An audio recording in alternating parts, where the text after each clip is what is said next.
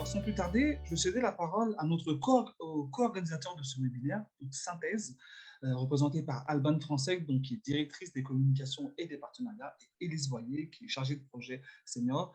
Donc, nous allons entrer dans le vif du sujet, notamment en termes de compétences et de formation. Donc, Alban et Élise, en bon français, the floor is yours. Bonjour à tous. Bonjour à toutes et à tous. Merci beaucoup, Dédi. Est-ce que tout le monde voit bien mon écran? Absolument. Excellent. Alors, je vais commencer. C'est moi qui vais prendre la parole en premier. Donc, on va commencer avec la première slide. Alors, deux petits mots sur Synthèse pour commencer. Alors, Synthèse a été créée par le ministère de l'Enseignement supérieur en 2018. Surtout, en fait, notre mission, c'est de stimuler et d'accélérer la formation et l'éducation dans le domaine de la création numérique. Quand je dis le domaine de la création numérique, nous, on touche vraiment trois secteurs.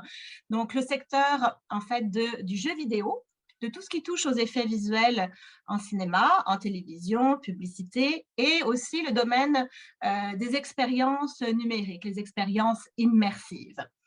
Alors, le but de Synthèse, c'est également de valoriser les programmes de formation, la formation continue pour les professionnels, pour les professeurs aussi, qui doivent se former pour enseigner aux étudiants, et les programmes post-secondaires, donc la formation collégiale et la formation universitaire, et vraiment de favoriser en fait les synergies, les collaborations entre les entreprises, donc le monde professionnel, les cégeps, les universités et le domaine de la recherche au Québec.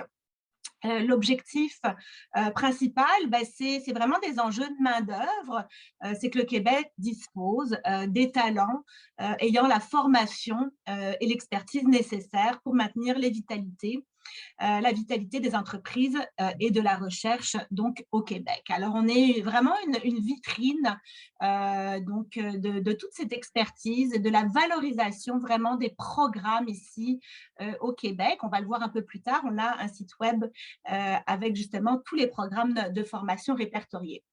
Alors ici, j'ai mis une slide qui en fait la comparaison entre le système scolaire français et le système scolaire québécois, juste pour que ça donne un peu une idée, parce qu'il y a quand même pas mal de différences. Donc au niveau jusqu'au secondaire, on voit, je ne sais pas si vous voyez mon curseur, mais on voit qu'il y a 11 années jusqu'au secondaire. Et ce qui est très, très propre finalement au Québec, c'est qu'on a des études collégiales, des DEC, qui sont à cheval par rapport au système français sur le lycée et sur finalement une première année à l'université. Puis nous, les programmes, on va dire plus en création numérique, et là on parle spécifiquement des programmes en effet visuel, se concentrent plus au niveau, donc on va dire des DEC techniques, des attestations d'études collégiales, ce qu'on appelle les AEC, puis tout ce qui est universitaire. Alors, j'ai une autre slide qui va expliquer un peu plus dans les détails ce qu'on retrouve. Alors, il y a les AEC, qui sont donc des attestations d'études collégiales, qui sont des formations techniques de courte durée. C'est environ 1 an à 2 ans, tout dépendamment du type d'AEC, et qui amènent en fait les jeunes directement sur le marché du travail. Le but de faire un AEC, c'est d'amener le jeune sur le marché du travail. Après, on a les DEC préuniversitaires qui amènent généralement les jeunes à poursuivre des études au niveau universitaire, et on a les fameux DEC techniques qui sont des DEC plus longs que les DEC préuniversitaires, qui sont des DEC de 3 ans. Et là, on va retrouver beaucoup de DEC spécialisés justement en technique d'animation, où les jeunes pourraient justement après se retrouver sur le marché du travail, ou s'ils le souhaitent, poursuivre leur cursus au niveau universitaire. Parfois, il y a même certaines passerelles au niveau universitaire où, au lieu de faire 3 ans de baccalauréat, on peut en faire seulement 2 ans parce qu'il y a une reconnaissance des acquis, il y a une reconnaissance d'une année, par exemple, complète. Et donc, au niveau universitaire, il y a plusieurs choses. Au premier cycle, il y a des baccalauréats. Généralement, c'est 3 ans. Il y a des certificats. Généralement, c'est une année d'études. On retrouve aussi des DESS dans notre domaine, des maîtrises. Donc, vous voyez, depuis, je vous dirais, une quinzaine d'années, on voit vraiment que ce secteur est florissant et qu'il y a de plus en plus, en fait, de programmes dans ce secteur-là et de plus en plus de programmes universitaires. Et c'est ça qui est incroyable. Et finalement, on voit l'importance, en fait, du diplôme aussi pour se former dans ce secteur. C'est ça qui est vraiment important. Après, bon, au niveau de tout ce qui touche la création numérique de nos 3 secteurs, on recense au Québec, il y a plus d'une centaine de programmes d'études, dont à peu près la moitié, là, on pourrait dire, sont spécialisés en effet visuel, où les jeunes pourraient éventuellement poursuivre une carrière dans une entreprise en effet visuel. Alors, comme je viens de le mentionner, il y a des attestations d'études collégiales, des diplômes d'études collégiales, des passerelles DEC-BAC, des certificats, des baccalauréats, des DESS et des maîtrises. Donc, il y a vraiment une diversité au niveau des programmes. Je vous ai mis quelques cégeps là, en fait, qui au niveau de l'offre collégiale. Alors, c'est pas juste à Montréal, il y en a un peu partout,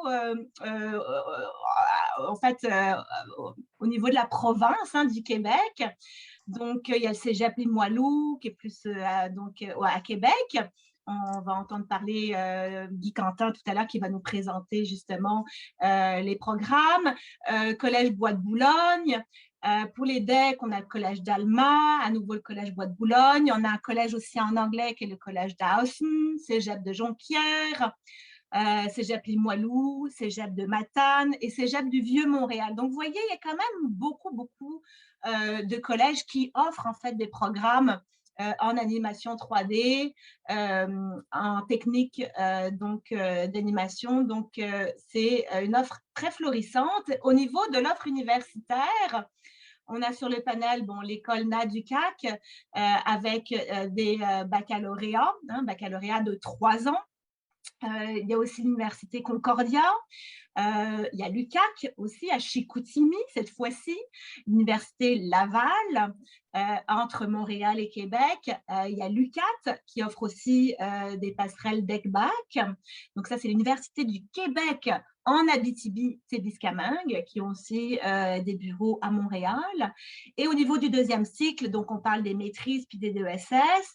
Il y a à nouveau l'école NA du CAC, à nouveau l'Université Concordia. Cette fois-ci, on retrouve l'Université de Montréal. Il y a l'UQAM, l'Université du Québec à Montréal et à nouveau l'UQAT. Donc, vous voyez, il y a quand même beaucoup d'universités au Québec qui offrent des programmes de premier et de deuxième cycle au niveau universitaire au Québec. Comme il y a beaucoup de programmes, moi, ce que je vous invite à faire, c'est d'aller visiter le site de Synthèse. C'est pôlesynthèse.com. Je vous ai marqué l'URL ici. Et vous allez voir, il y a un onglet, ça s'appelle « Étudier ». Puis vous avez toutes les formations, puis les établissements qui offrent justement des programmes en création numérique. Et vous pouvez aller voir, c'est filtré par type d'établissement, soit universitaire, soit collégial, par niveau scolaire, premier cycle, deuxième cycle, par secteur, effets visuels, animation 2D, 3D, jeux vidéo, expérience immersive et par région. Et en filtrant, vous allez pouvoir voir les différents programmes qui s'offrent à vous. Puis ça va apparaître sous forme de vignettes. Puis chaque vignette est cliquable et ça va vous amener directement sur les pages des programmes. Donc, je pense que ça, c'est la meilleure façon finalement d'aller découvrir les différents programmes qui peuvent s'offrir à vous au niveau de l'échelle provinciale. Voilà. Alors, je vais céder la parole à ma collègue Élise Voyer qui va vous parler des compétences. Bonjour encore une fois à toutes et à tous. Merci Alban. Alors, je vais vous parler un peu ici de généralement ce que ça prend pour quel genre de qualité de compétences sont requises pour travailler dans ce milieu-là, les effets visuels. Alors, je vais plutôt m'attarder sur les qualités, les compétences interpersonnelles. Donc, on a d'abord la créativité et l'œil artistique. Alors, c'est développer son œil, développer tout ce qui est le regard créatif, chercher des références visuelles, parce que dans son travail, dans ce milieu-là, on va aussi avoir à avoir des références pour pouvoir bonifier ce qu'on va faire au niveau créatif. Ensuite, il y a la culture et la curiosité. La curiosité, c'est très important, c'est d'avoir toujours envie de connaître et de découvrir plus et d'aller voir des expositions, par exemple, d'aller voir des offres culturelles, le beau et le grand autour de nous, évidemment. Aussi, on va avoir à développer des habiletés informatiques. Donc, c'est sûr que même si vous n'avez pas un poste dans le milieu des effets visuels où vous avez à travailler au niveau technique ou artistique, ben, vous allez avoir à travailler avec des ordinateurs, bien entendu, et bien sûr, une quantité de logiciels. Aussi, on va parler de savoir gérer son temps et savoir travailler un peu sous pression, évidemment. Donc, c'est développer son côté méthodique, être capable un peu de calmer son stress et d'être toujours mobilisé et présent dans son travail. L'organisation du travail aussi est un lien avec la gestion du temps. Donc, savoir bien structurer ses tâches, prioriser son travail, avoir une sorte de débrouillardise, comme on dit, pour être capable de vraiment prioriser chacune de ses tâches. Aussi, l'esprit d'équipe est très important, l'esprit collaboratif. Évidemment, c'est un milieu dans lequel on travaille en collaboration avec les autres, en équipe. On n'est pas tout seul dans son coin. Et ça mène aussi à une communication efficace, faire des demandes très claires, pouvoir communiquer facilement avec les autres, être capable de parler et s'exprimer. Le souci du détail, évidemment, parce qu'on a besoin d'avoir un regard critique, un regard précis sur ce qu'on fait. Et évidemment, savoir s'adapter, être flexible. C'est sûr que c'est un milieu en grande transformation où on va avoir parfois à s'adapter à des nouvelles tâches, à des nouveaux postes. Et même parfois, on va vous demander de travailler très rapidement sur un autre projet. Alors, il faut faire preuve de flexibilité. Et enfin, bien, avoir un regard ouvert à la critique. Parce que, évidemment, votre superviseur va vous faire confiance en vous demandant d'aller plus loin dans votre travail. Donc, c'est d'être capable d'avoir de l'humilité puis de dire, ben oui, effectivement, je peux m'améliorer et puis je peux apprendre et aller un peu plus loin. Donc, voilà. Ensuite, je vais vous énumérer très rapidement quelles sont les grandes tendances de transformation dans ce secteur-là. Transformation des métiers, transformation aussi des outils.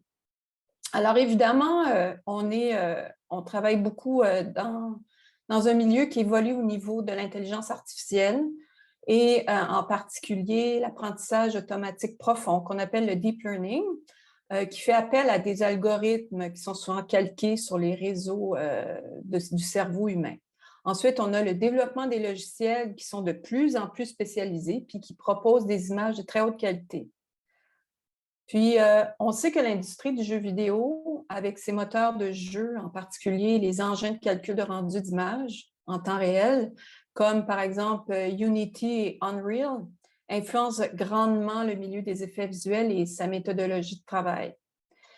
On a aussi la génération des outils procédurales pour l'automatisation de certaines tâches avec, par exemple, des logiciels comme Houdini, Substance et Nuke, qui effectivement nous amènent à développer des modèles, des éléments, des ambiances, des ombrages dans nos plans à faire. Ensuite, il y a la capacité des réseaux numériques dans le milieu informatique, mais aussi dans notre milieu en effet visuel. Donc, tout ce qui est haute vitesse et en particulier la 5G qui sont de plus en plus rapides et puissants. Puis, on a les services infonuagiques, le cloud, pour le stockage et le partage de transmission de données. On a la production virtuelle aussi qui est de plus en plus en force dans notre milieu. Donc, nouveaux procédés de captation de tournage avec des murs LED. Au lieu d'utiliser les fonds verts bien connus, le green screen, ça demande aussi beaucoup de préparation en effet visuel en amont et pendant le tournage. La construction du métaverse, dont on parle beaucoup en ce moment, donc création d'univers numériques parallèles, les contenus sur demande, la 3D en temps réel, la réalité étendue, les jeux en continu, tout ce qui est contenu interactif et NFT.